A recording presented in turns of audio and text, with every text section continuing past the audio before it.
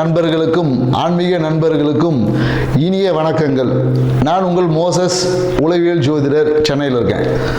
இந்த சனி பெயர்ச்சி ஏன்னாக்கா இன்னைக்கு எந்த யூடியூபர் திறந்தாலும் சனி பெயர்ச்சி, 7.5 சனி, 8.5 சனி, 9.5 சனி, இப்படின்னு பார்த்தீங்கன்னா அஷ்டம சனி, அர்த்தாஷ்டம சனி, இப்படி பல சனி பகவானை பற்றின ஒரு பயமும் பீதி அப்படியே வைத்த யூடியூப்பை பார்த்தா முடிஞ்சு போச்சு அன்றைக்கே லைஃப்ன்ற மாதிரியான தகவல்கள்.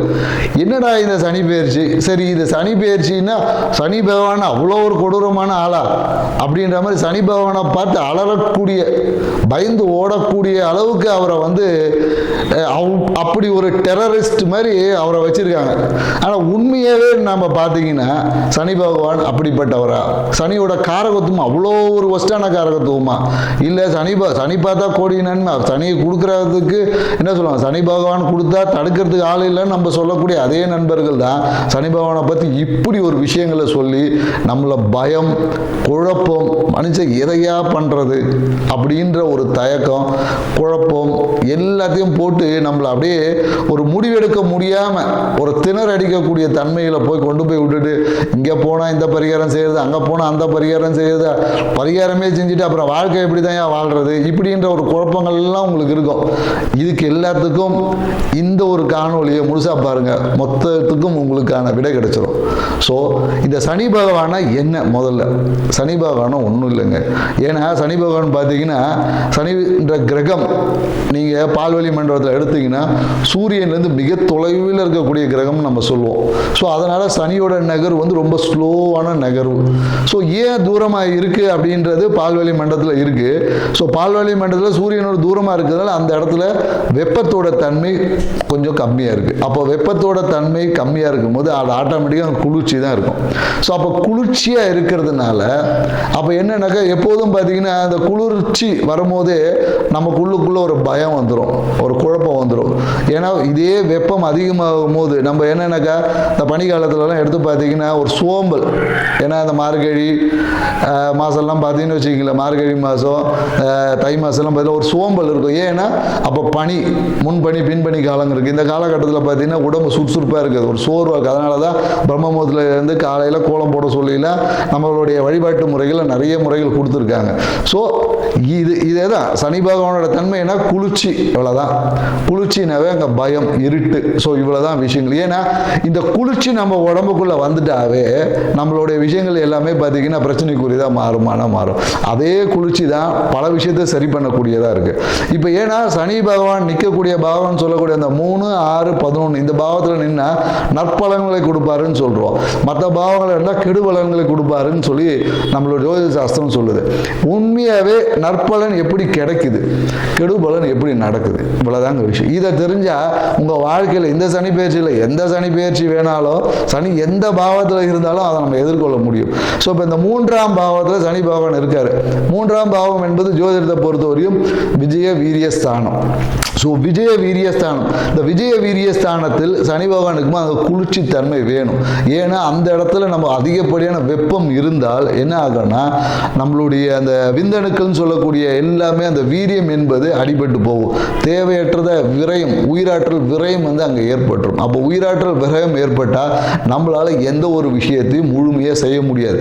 நம்மளோட ஆயுள் என்பது குறையக்கூடிய வாய்ப்புகள் இருக்குது. ஏன்னா நம்மளோட வீரியம் எந்த அளவுக்கு, அதனால தான் நம்மளால பார்த்தீங்கன்னா இந்த வீர விளையாட்டுகள்லாம் வச்சாங்க. எதுக்கு வச்சாங்க? அந்த காளை அடக்கிற போட்டியெல்லாம் வச்சாங்க. ஏன்னா அந்த 3ஆம் பாவம் வலுக்கும் போது தான் அந்த மரணத்தை எதிர்த்து போராடக்கூடிய ஆற்றல் நமக்கு கிடைக்கும். ஸோ அப்போ அந்த 3ஆம் பாவத்தை எப்படி இருக்குன்னா கொஞ்சம் குளுமையாக இருக்கணும். குளுமையாக இருந்தால்தான் நம்மளோட அந்த உயிர் ஆற்றல்னு சொல்லக்கூடிய, ஏன்னா அதனால தான் சனி ஈஸ்வரன் பட்டம் எதுக்கு சும்மாவா கொடுத்தாங்க? ஈஸ்வரனாவே என்னன்னா அவர் தான் ஆயுள் காரகன். அப்போ ஆயுள் எப்படி இருக்கும்? 3ல் சனி பகவான் இருந்தால் நம்மளோட வீரியம் என்பது அந்த வெப்பத்தினால் விரயம் ஆகாமல் வீரியம் என்பது நீண்டதாக இருக்கும். ஸோ அப்போது நம்ம எடுக்கக்கூடிய காரியங்கள் எல்லாம் நிதானமாக எடுத்து வெற்றி அடையக்கூடிய வாய்ப்புகள் ஆட்டோமேட்டிக்காக வந்துடும். அடுத்தது பார்த்தீங்கன்னா இந்த 6ஆம் பாவத்தில் சனி இருந்தால் ஆறாம் பாவம்னா ருணரோக சத்துரு பாவம்.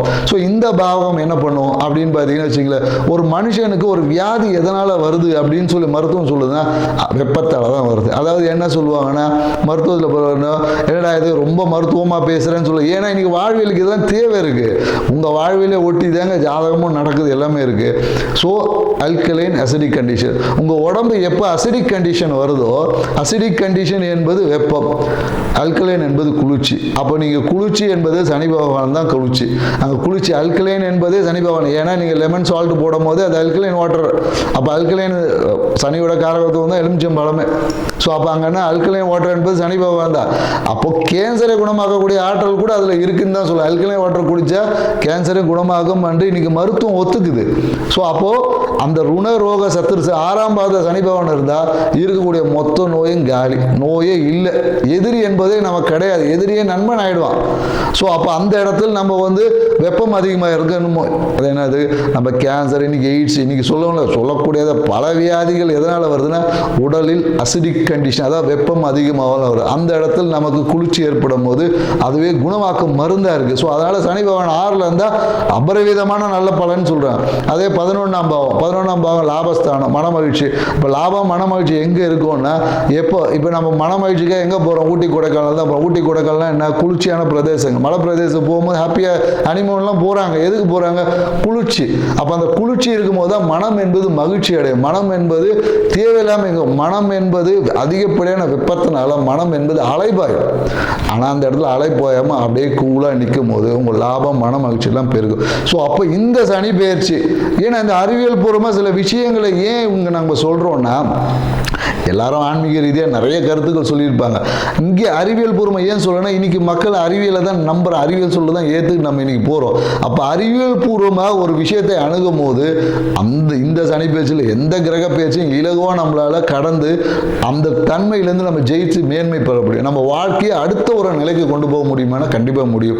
ஸோ அதை தான் நம்ம இங்கே சொல்ல வருது. ஏன்னா இந்த கோயில்கள் நிறைய பரிகாரங்கள் சொல்லப்படுது. இந்த கோயிலுக்கு போனால் என்ன நடக்கும்னா, நம்மளுடைய ஏன்னா சனியோட தத்துவம் பார்த்தீங்கன்னா ஆகாய தத்துவம். அதாவது என்னன்னாக்கா கோயில்கள் எல்லாமே விமானம் வச்சிருப்பாங்க. பழங்காலத்து கோயிலில் பார்த்தீங்கன்னா இந்த 12 வருஷம் இந்த குடமுழுக்கெல்லாம் போடுவாங்க, அந்த விமானம் சொல்லுவாங்க. அந்த விமானம் என்பது என்னன்னாக்கா பிரபஞ்சத்தோட தொடர்பு இருக்கும். அப்போ அந்த விமானத்தின் வழியா நீங்க கோயிலுக்கு போக உங்களோட ஆகாய தத்துவம் என்பது விரிவடையும். ஆகாயம் நமக்கு எந்த அளவுக்கு இடம் கொடுக்குதோ அவ்வளோ தூரம் நம்மளுடைய லக்ஸரி லைஃப் என்பது இருக்கும். அப்போதான் மற்ற பஞ்சபூதங்கள் நெருக்கடி இல்லாமல் அதனுடைய வேலையை செய்வது. அப்போ ஆகாயம் என்பது அந்த இடத்துல விரிவடையும். விரிவடைந்த ஆகாயத்தோடு நம்மளோட வாழ்வியல் முறை வெறுமனே கோயிலுக்கு போயிட்டு வந்து 2 பேருக்கு அன்னதானம் கொடுத்துட்டு வந்துட்டு சனி பகவானோட விஷயம் தீர்ந்துருமானா கண்டிப்பாக தீராது. உங்களோட வாழ்வியல் முறையிலும் கண்டிப்பாக மாற்றங்களை ஏற்படுத்தணும். அப்படி ஏற்படுத்தக்கூடிய மாற்றம் மட்டும்தான் இந்த சனி பயிற்சியிலிருந்தும், எல்லா சனி பயிற்சியிலிருந்தும், எல்லா கிரக பயிற்சியிலிருந்தும் உங்கள் வாழ்வை மேன்மை அடைய முடியும். அந்த ஒரு விஷயத்தை தான் நம்ம ஒவ்வொரு ராசி பிரகாரம் இப்போ நம்ம பார்க்க போகிறோம். ஸோ வாங்க நம்ம போகலாம். கன்னி ராசி இவங்களுக்கு பார்த்தீங்கன்னா இயற்கையாகவே இந்த பேரறிவு பேராற்றல்னு சொல்லுவாங்க. ஸோ அது எங்கே இருக்கும்னா, சில பேருக்கு இந்த சப்கான்ஷியஸ்ன்னு நம்ம இன்றைக்கி மாடர்ன் சயின்ஸில் சொல்லக்கூடிய சப்கான்ஷியஸ் மைண்ட் அப்படின்னு சொல்லுவோம் இல்லையா.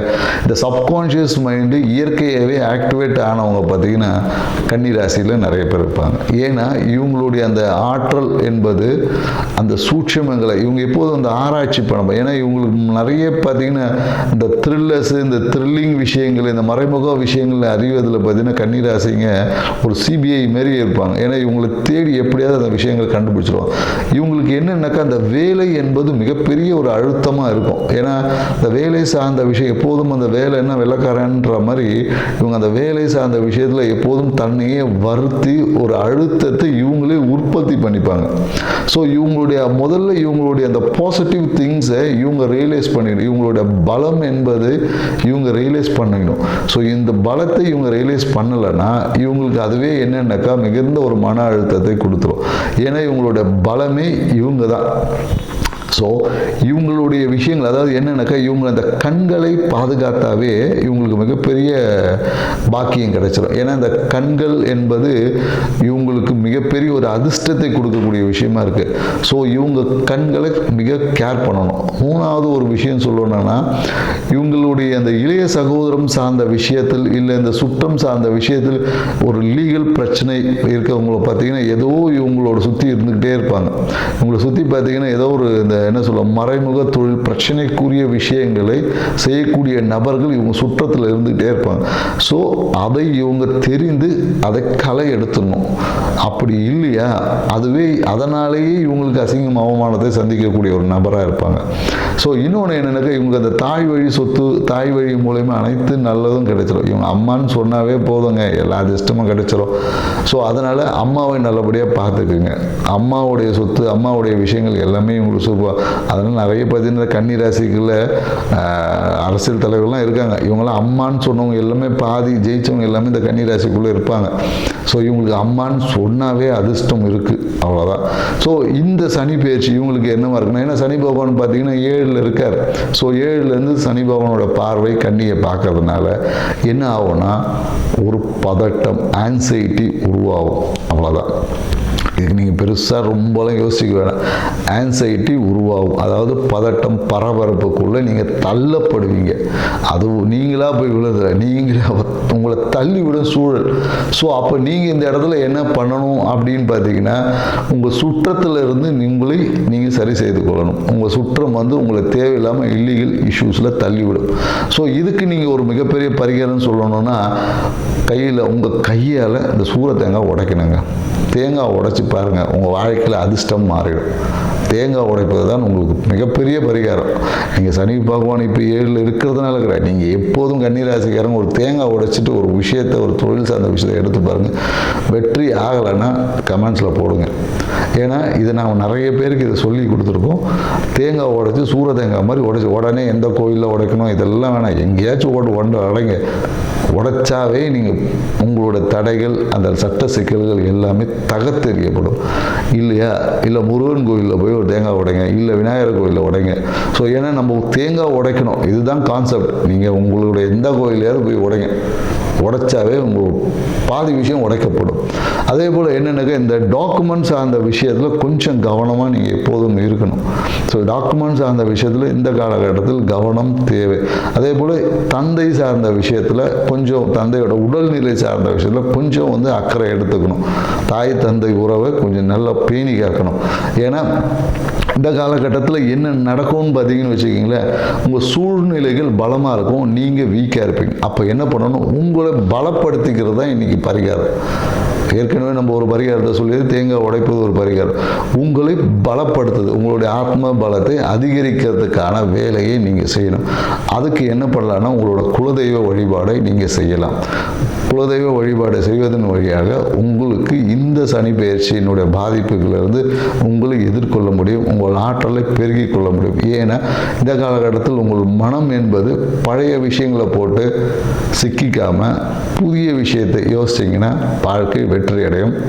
நன்றி, வணக்கம்.